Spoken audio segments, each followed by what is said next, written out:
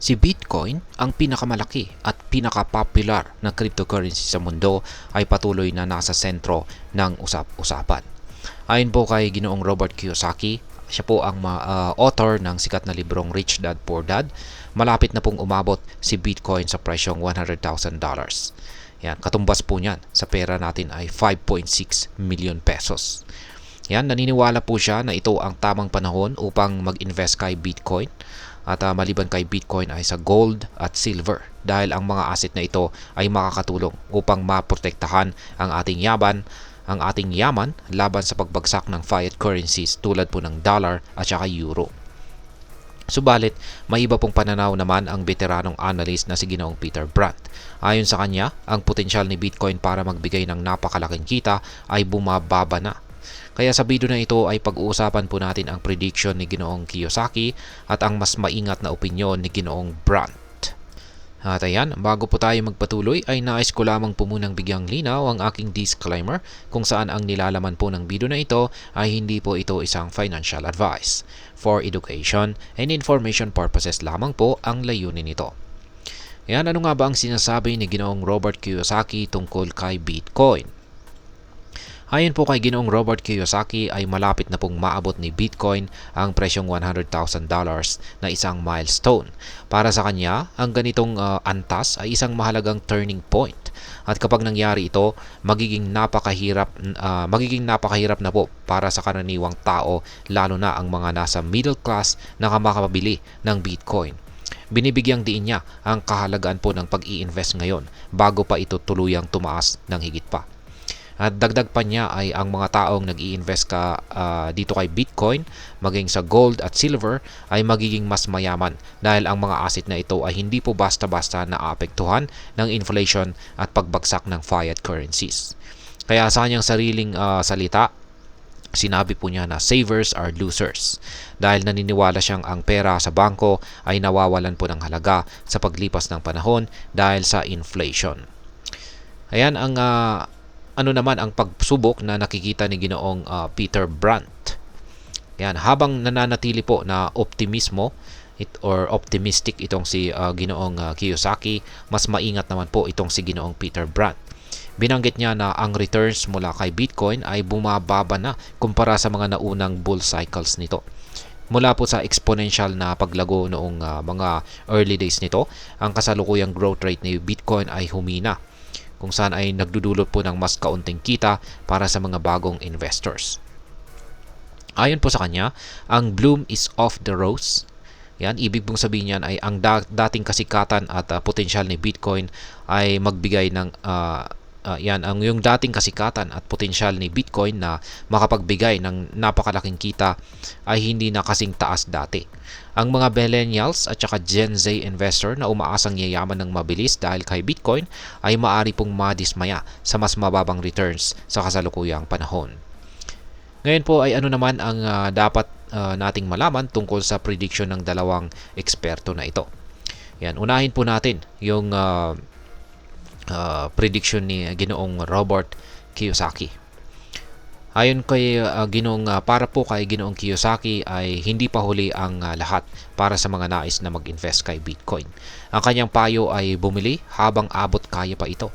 Naniniwala siyang ang halaga ni Bitcoin ay patuloy po natataas sa hinaharap, lalo na't nakikita niya na ito ay aabot sa presyong $250,000 sa pagsapit po ng taong 2025. Yan, ang katumbas po niyan sa ating Philippine peso basta hindi po magbabago yung palitan. Ang $250,000 ay katumbas po ng 13.9 million pesos. Yan, laki. Ngayon ay dito naman po tayo sa prediction ni Ginoong Brandt. Yan, kung saan ay sa kabilang banda ay binibigyang pansin po ni Ginoong Brandt ang katotohanan na si Bitcoin ay unti-unti pong nagiging stable, kung saan ay maari po itong magdulot ng mas kaunting kita para sa mga bagong investors. Bagamat nananatili itong magandang hedge laban sa inflation, hindi na nito maibibigay ang parehong antas ng exponential gains tulad noong mga naunang dekada nito.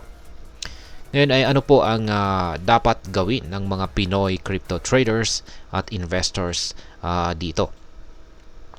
Yan, una ay ang pagkakaroon po ng malinaw na diskarte. mahalaga po na tayo ay magtakda ng malinaw na layunin sa ating investments. Kung ang iyong target ay pangmatagalang pagyaman, maaring tama po ang payo ni Ginoong Kiyosaki na bumili ng Bitcoin habang abot kaya pa. Pangalawa ay huwag pong magmadali. Kung naniniwala kang masyado ng mataas ang presyo ni Bitcoin, huwag pong magpadalos-dalos. Maaring sundin ang payo ni Ginoong Brandt na maghintay para sa mas magandang entry point o maghanap ng ibang promising na investments. Pangatlo ay pag-aralan po ang market trends. Ang cryptocurrency market ay napakabilis pong magbago. Importante ang updated na kaalaman tungkol sa mga prediction, balita at technical na analysis upang makagawa ng matalinong desisyon. Pang-apat o panghuli ay i-diversify ang ating portfolio. Huwag po nating ilagay lahat ng ating pera kay Bitcoin. Subukan nating mag-invest din sa iba pang mga cryptocurrencies o stable assets tulad po ng gold at saka silver upang mabawasan ang risk. Ngayon ay ano naman po ang maaring epekto nito para sa atin bilang mga Pinoy crypto enthusiast. Ang prediction po ni Ginoong Kiyosaki na si Bitcoin ay maaring umangat. Maaring pong tumaas ang presyo nito ay maaring magdulot po ito ng excitement sa mga Pinoy investors na naghahanap po ng long-term growth. Subalit dapat pa rin po tayong maging maingat sa mga babala ni Ginoong Brandt tungkol sa unti-unting pagbaba ng returns ni Bitcoin. Kaya para po sa mga baguhang investors, mahalaga ang edukasyon tungkol sa cryptocurrency at risk management. Sa kabila po ng mga potential gains, dapat tandaan na ang crypto market ay likas na volatile, kaya dapat lamang na mag-invest ng perang kaya po nating mawala. Ngayon ay ano naman po ang aking masasabi tungkol dito? Para sa akin ay pareho po silang may valid points. Tama po si Ginoong Kiyosaki na si Bitcoin ay isang asset na maaaring magbigay ng proteksyon laban sa inflation. Ngunit hindi rin mali si Ginoong Brandt na ang exponential gains ni Bitcoin ay unti-unti na pong bumabagal. Bilang isang Pinoy investor, mahalagang magplano po ng mabuti.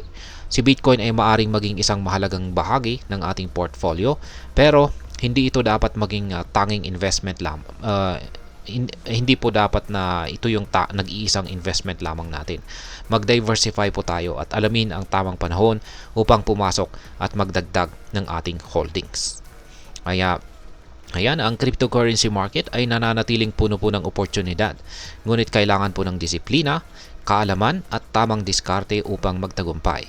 Kaya huwag pong hayaang maging hadlang ang takot o sobrang excitement sa paggawa ng matalinong desisyon. Sa uli, ang tanong ay handa ka bang mag-invest kay Bitcoin para sa iyong pangmatagalang financial freedom? At ayan, hanggang dito na lamang po tayo sa video na ito mga ka-crypto.